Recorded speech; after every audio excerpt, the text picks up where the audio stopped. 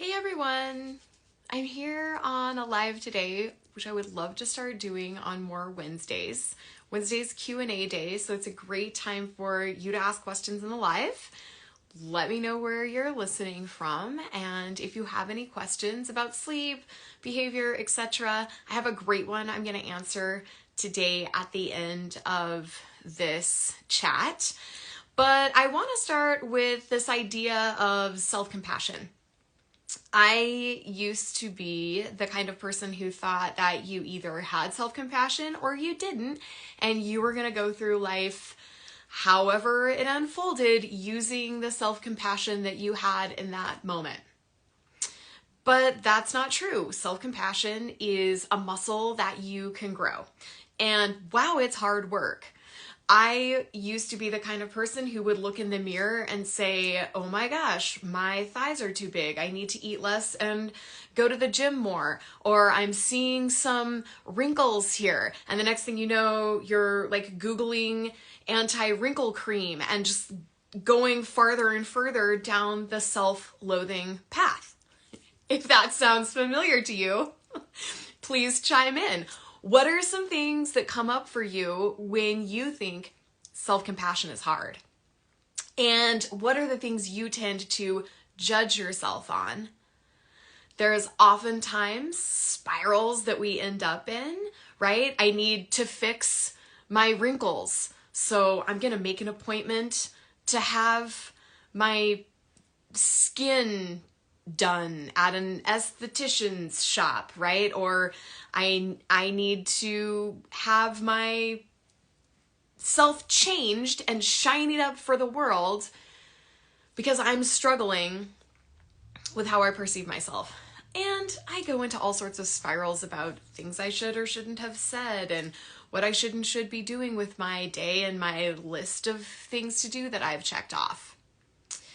You can change the voice you use with yourself. So my wish for you is that you stop listening to the criticism and the judgment that comes up just because we're human for you, and you notice it and then tell yourself, that's a judgmental, critical thought that I don't need. I don't need to entertain it. I can just let it flow through me and be better off because I'm letting it go. I don't need to go down the path of fixing myself and believe that critical, judgmental thought. I was on a podcast and it was released recently, and I was so excited to get up this morning and get the kids off to school and listen to it on my walk home. And I had to be really self-compassionate because, like many of us, the sound of my own voice in a podcast is super annoying, and there's actually science behind this. But I also think I just don't have a radio voice. My voice is nasally. I speak in a very authentic voice. I used to spend a lot of time as a yoga teacher trying to make my voice sound ethereal and calming. And I was holding my breath the whole time, hoping that my yoga students wouldn't notice that I was faking it. And finally, my amazing yoga teacher, Tiffany Wood, called me out and was like, Christine, that is in no way, shape, or form your authentic voice. And you can spend your entire life hiding your quirky, weird, not great for radio or podcast voice, or you can just be yourself and breathe into it and let that be okay. So this morning, the first 5 minutes was like me cringing, and then I followed the voice of judgment and self-criticism. I was like, oh man, I am gonna just text Kara and like have her take this podcast down. I sound horrible. I cannot believe I just said that. And I had to catch myself and be like, I think you're probably in the majority of humans who, when they hear their own voice played back to them, they don't love it. Which is this aspect of self-compassion called shared humanity or common humanity. And I immediately was like, this is a moment where I need to gauge in my common humanity. I am not alone in this.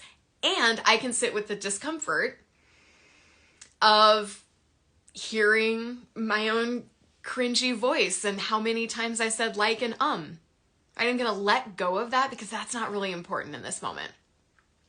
What's important is to actually listen in to this beautiful moment of connection that I shared with my friend Kara and all of these ideas and things that we were going to put out into the world. I chose to speak to myself like a friend. If a friend had been on a podcast and I was listening to it, my first thought wouldn't have been, ooh, not a radio voice. My first thought would have been sheer excitement and elation, and I would have been totally non-judgmental and really, really happy just to share in the wonder of this really cool opportunity and the honor that I have to share this moment with that friend. So I chose to spin it back around and send those words to myself. How cool to have this opportunity, and what an honor that I get to listen to this beautiful moment that I shared. So it took me a minute. I will not lie. It took me a minute to move from a place of judgment and honestly worry, embarrassment, etc. And I want to be vulnerable because how do you work your compassion muscle unless you got someone modeling how hard it is and how every day this shows up for us in tiny ways. The podcast example is kind of a big one, right? Like that's a hard realization to have, to like put yourself out there and then have to check yourself. My self-compassion muscle is really strong.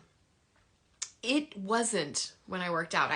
When I started, I had to like work it out. It was a wimpy little muscle who didn't think that it could go anywhere. But I had to catch myself in these situations. I had to notice what I was doing. I had to find my empathy, find the shared humanity, and then I had to speak to myself as if I was a friend in the same situation. And now I'm really good at that.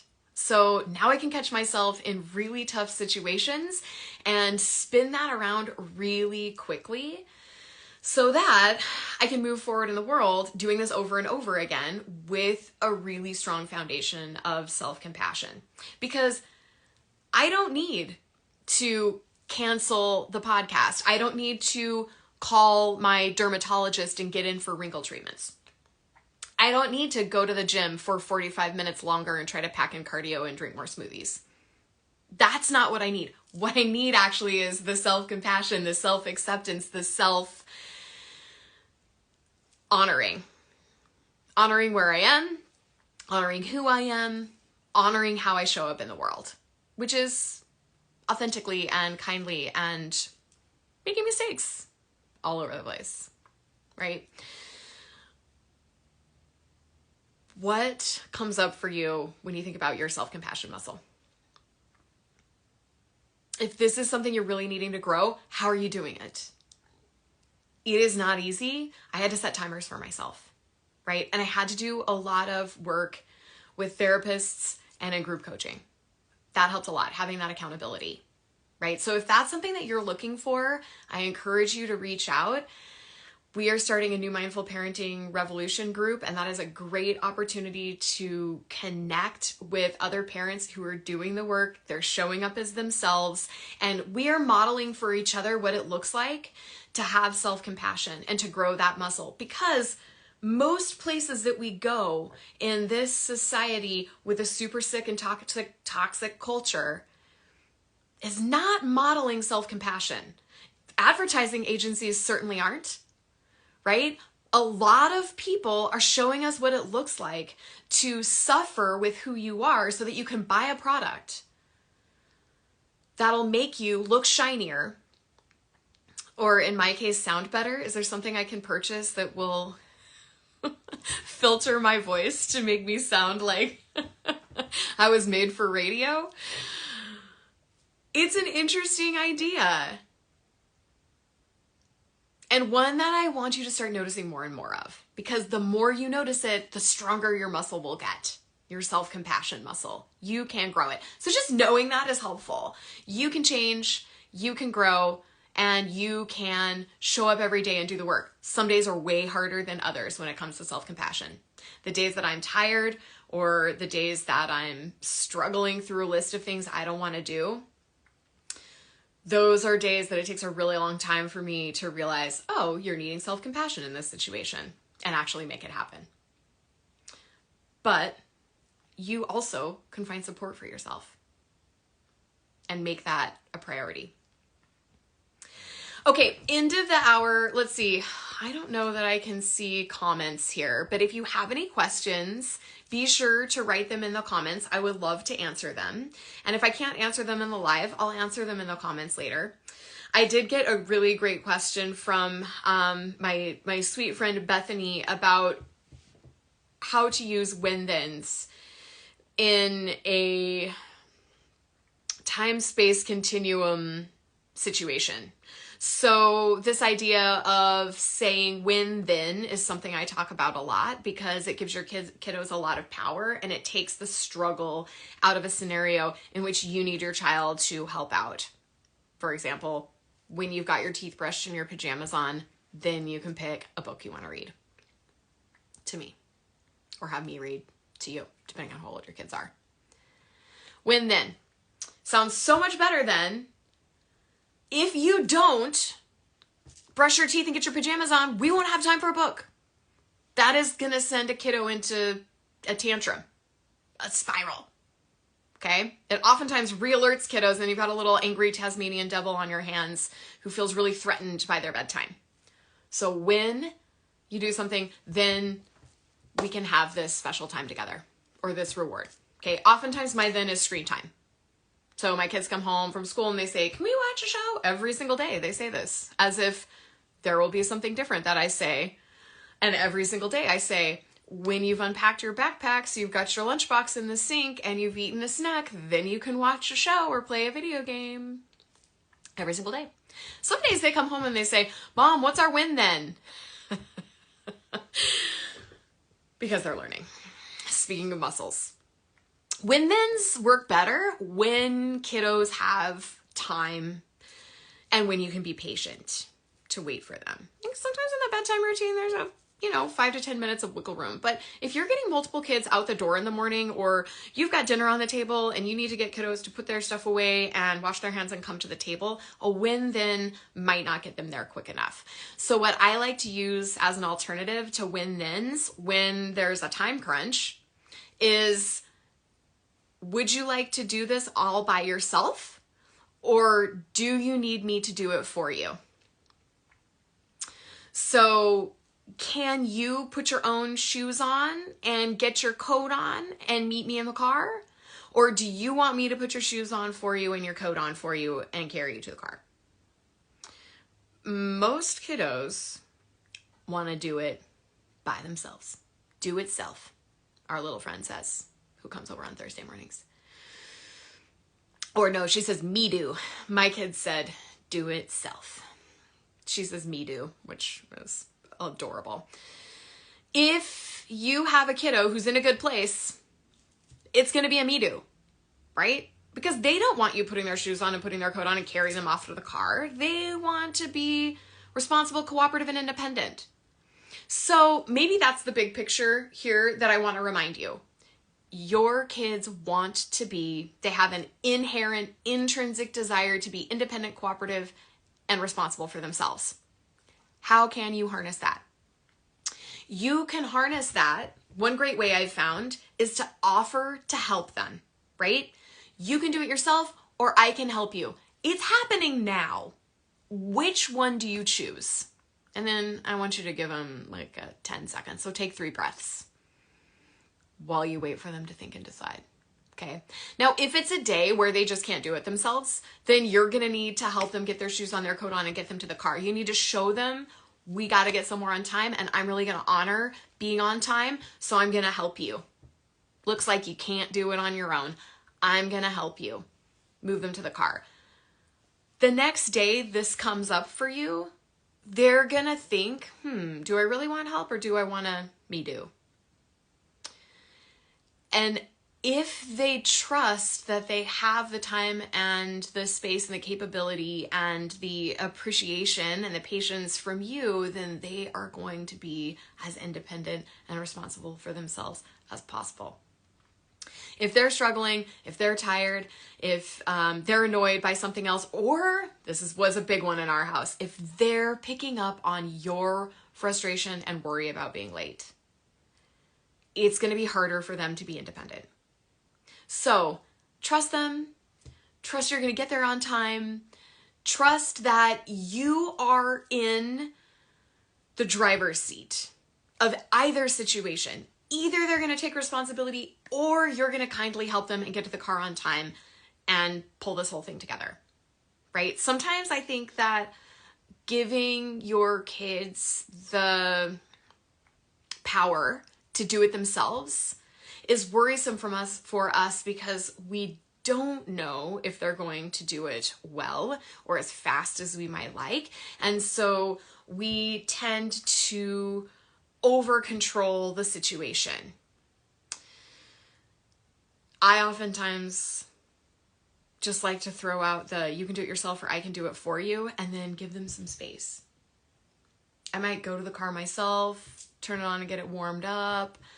In the summer, I might water a few plants while I'm waiting for them to think about what they're going to do. And then I head back in and say, all right, I'm here. Do you need my help? Oh, no, you got your shoes on. You got your coat on. That's great. And then the other side of this, can you do it yourself or do you want me to do it for you, is the positive reinforcement.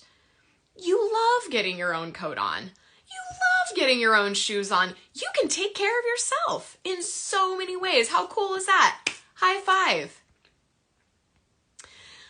Thank them and notice you did it yourself. That's going to be so empowering for them, much more empowering than you doing it for them and taking them out to the car. So that's not a self-rewarding system. So many parents, when I say give them the choice, roll their eyes and they're like, oh, I'm going to be doing it for my kid every day then. And I don't think that's true, because I know that your kids inherently want to take care of themselves, like all humans. We have a deep intrinsic need to take care of ourselves. And I'm really starting the language of self-care early, right? Self-care doesn't have to be getting a 90-minute massage every week. It doesn't have to be getting a pedicure or going for a 2-hour hike every day. If that's the only way that you take care of yourself, then you're going to be really struggling in between those events, right? Self-care happens every single day, all day, where we take care of ourselves, right? And we can choose into that in a really kind way, or we can choose into that in a way that feels judgmental or shamey. So start modeling caring for yourself and start acknowledging when your child cares for themselves in a way that feels good. Always, always follow up with, doesn't it feel good to take care of yourself? Doesn't it feel good to have a nice clean kitchen at the end of the day? That's my big one these days, right? As we work on encouraging our kids to help out with the 10-minute cleanup and have it feel good instead of feel like a punishment. You brushed your teeth. They look so shiny and nice. Don't they feel good? How can we really start from a young age encouraging kiddos to take care of themselves? I mean, it's going to make your job easier in a lot of ways. That's where this came from. The when-thens and the, do you want my help or would you like to do it all by yourself?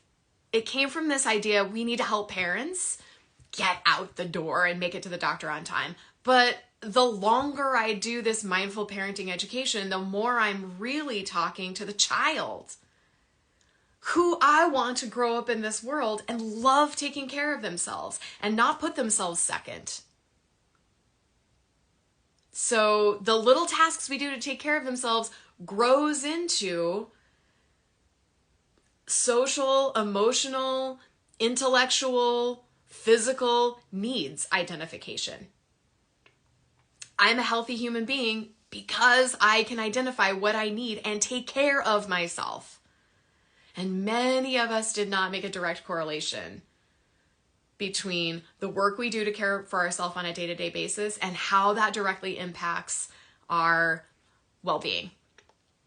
So we can do it for our kids, and we can do it for that 8-year-old inside of us now. Okay, what comes up for you? When-thens may be new for you.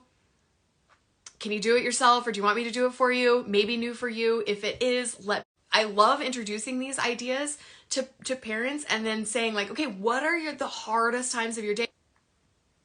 And parents can go find lists of places that they like a win-then. So if this is new for you, let me know in the comments what situations come up for you frequently around the house in which you need to use win-then, or do you need my help? Or should I do it for you? Okay, I'm gonna sign off and know that I love you. Know that there's a podcast to listen to. I have it in the, I'll try to put it in the comments. And also stay tuned for our Mindful Parenting Revolution 8-week program. It is starting at the end of February. I don't know the exact date, the 21st, but I've got it all updated on the website. So I'm excited to share, and I am so in love with this work that I do. And I absolutely adore the community of parents who are stepping up to do the work. They're growing really difficult muscles to grow. And those muscles of self-compassion and healthy boundaries and knowing what you're in control of and what you're not in control of, those will help their children immensely. But it's going to help them first, right? I'm excited. Thank you. Have an amazing Wednesday. And if you have any other questions, it's Wednesday Q&A day, so put them in the comments. Thank you.